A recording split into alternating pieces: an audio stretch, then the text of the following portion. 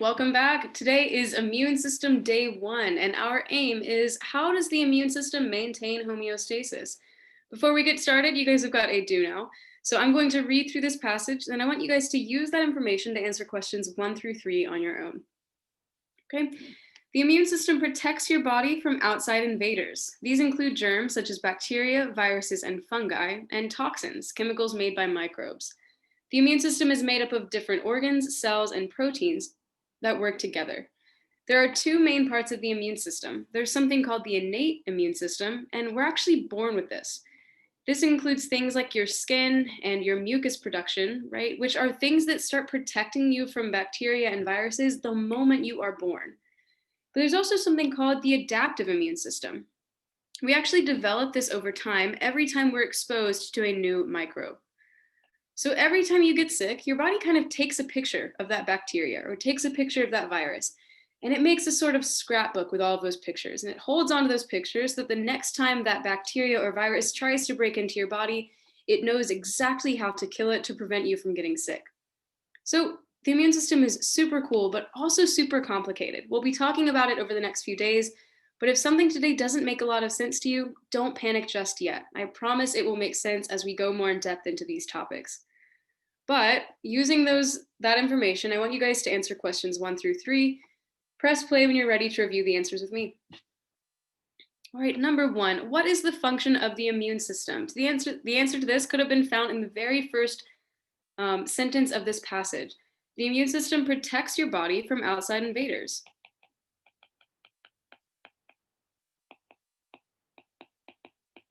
Okay, but why is that important? Why is it important for our body to fight off invaders? Well, I don't know about you, but I hate being sick, and so does our body. Our body wants us to stay healthy because when we're healthy, we're maintaining that stable internal environment known as homeostasis. So our body wants us to be healthy.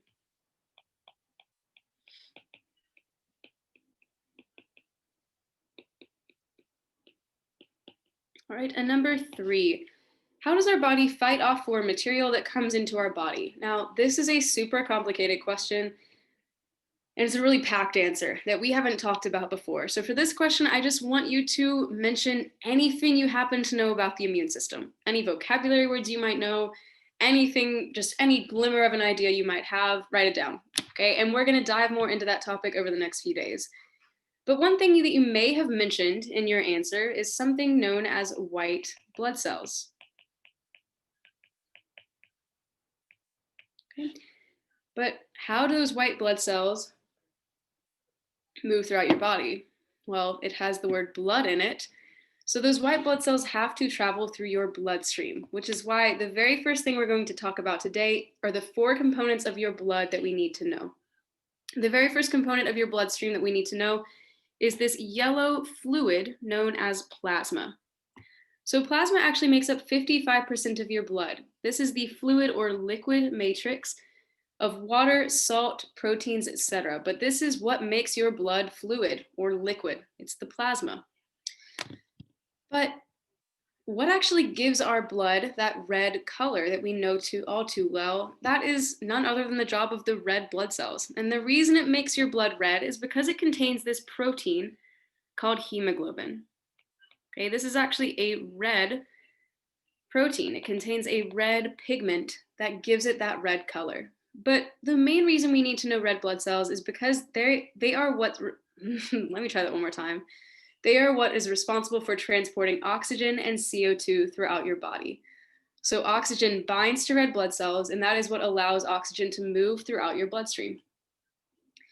Right, the next component we need to know are white blood cells. Now in this diagram, they're not really white, they're kind of a purple color. But the reason these white blood cells are important is because they play an essential role in immunity and defense. So we will be talking about these white blood cells a lot over the next few days because they're important for our immune system. The last component of blood we need to know is something called platelets. So platelets are these things right here that are super important with blood clotting. So anytime you fall and scrape your knee and start to bleed, the platelets are going to come to the rescue and rush to the surface of that cut and start building up a wall. And this is what creates scabs. They are platelets that clot your blood and prevent you from bleeding out. I don't know why I said that so high. All right. Now, this picture is also on your paper as well. So, whenever you take a vial of blood, if you've ever had blood drawn before, it's all red, right? But we can actually separate it into these layers if we use something called a centrifuge, which is basically a machine that spins your blood really, really fast. And it spins so fast that it separates those layers. Right? Spins and then separates the layers. And this is how we were able to find out that plasma makes up 55% of your blood. Red blood cells make up 44% of it. And then platelets and white blood cells are actually a pretty tiny component. Together, they make up about 1% of your blood. Okay, and that is those are the components of your blood. Now, using that, these questions are not on your paper, but I do want us to review it. Let's go over these questions. So oxygen transport in humans involves the bonding of what? Well, hopefully you remember that it bonds to hemoglobin, which is that red protein that carries oxygen and carbon dioxide throughout your bloodstream. Okay, a function of white blood cells is to do what? Well, those white blood cells are going to protect the body against pathogens. Remember, these are involved with immunity. So they're going to be involved with your immune system. And now, which part of the blood is correctly paired with its function? This is going to be B. Plasma transports wastes and hormones. Remember, plasma is that liquid portion of your blood or fluid portion that is going to carry those other substances throughout your body. All right. Now, I know it seems like I'm rushing, but we've got a lot to cover today. I'm actually re-recording this because I went way too long in the last video. So I'm trying to put some pep in my step. Okay, so whenever we're talking about the immune system, there are 3 words that are going to come up pretty often. And these 3 words are actually really tricky and easily confused because they all kind of sound the same. And those 3 words are pathogen, antigen, and antibody. So we need to know what these 3 things are.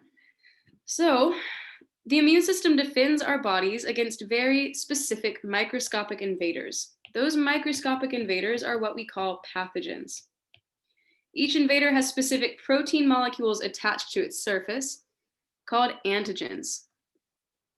It is these molecules that are detected by the body's immune system. When the immune system detects a foreign antigen, it produces antibodies, molecules that bind to that antigen, allowing the invader to be destroyed by the body. So what are those 3 words? What do we need to know? Well, whenever you think of pathogens, I want you to think of the bad guys. These are those microbes that are trying to break into your body. So what we need to write down for pathogens is that this is any organism that causes a disease, such as a bacteria, virus, or microorganism. Okay, but what are antigens? Well, these are those protein molecules attached to the surface of the pathogens. So you can say that these are carried by the bad guys.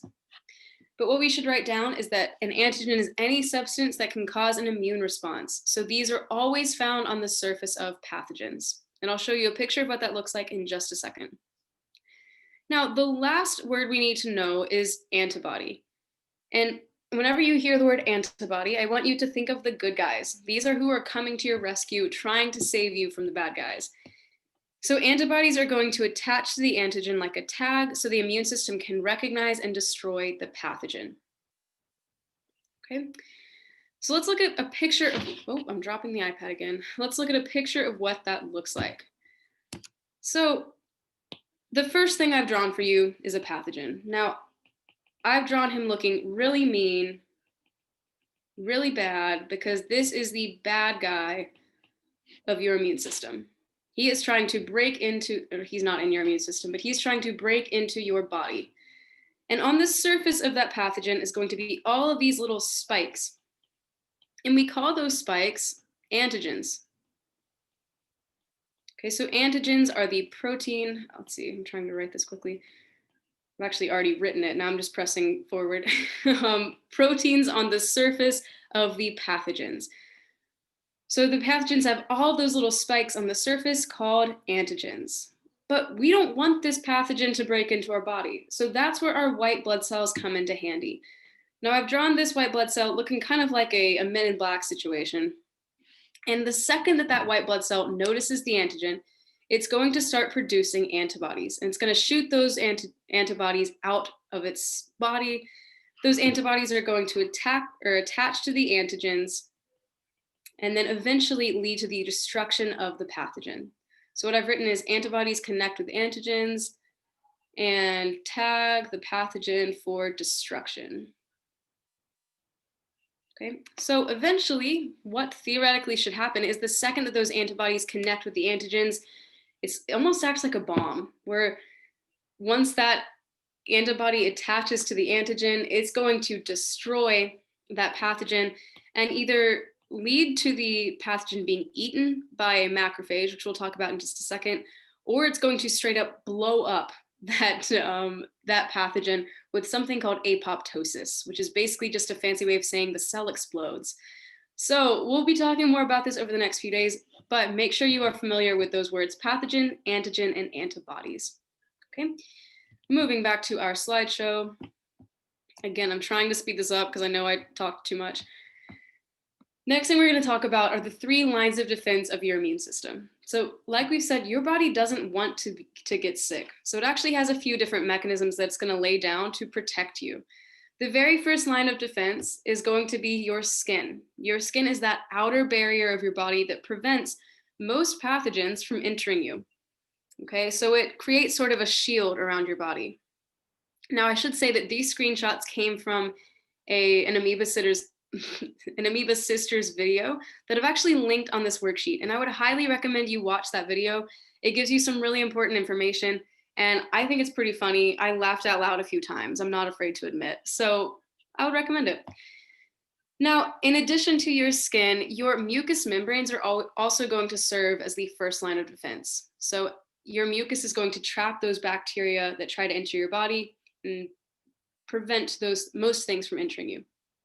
But this first line of defense doesn't always work. There are going to be some sorts of bacteria that slip past that surface and manage to break through.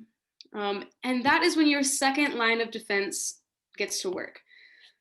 So if bacteria or viruses manage to break through the surface of your skin, we see them sneaking in right here, your immune system is going to notice them the second that they walk through that door. So we see this cell is saying gasp. And what it does is it actually sprays those bacteria or those pathogens with something called histamines. Okay, and histamines are going to cause an inflammatory response. When we say inflammatory, we mean swelling. So you may get a fever when this happens, right? That is your body's way of fighting off those bacteria. And whenever histamines are sprayed onto those bacteria or those pathogens, it's going to signal macrophages to come to the rescue. And macrophages are known for one thing, and that is they eat pathogens.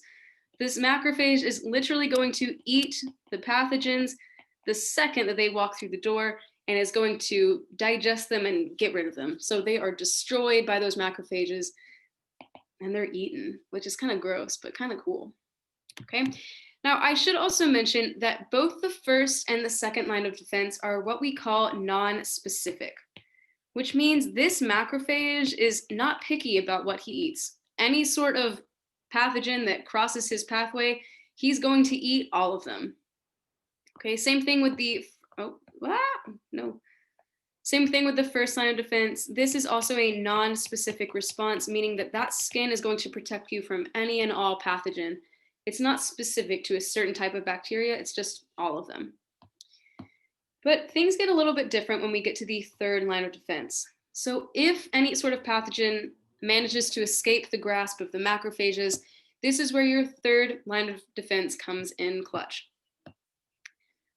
So I mentioned earlier that your immune system is going to basically take a picture of every sort of pathogen that comes into your body, and it's going to remember how to fight that pathogen.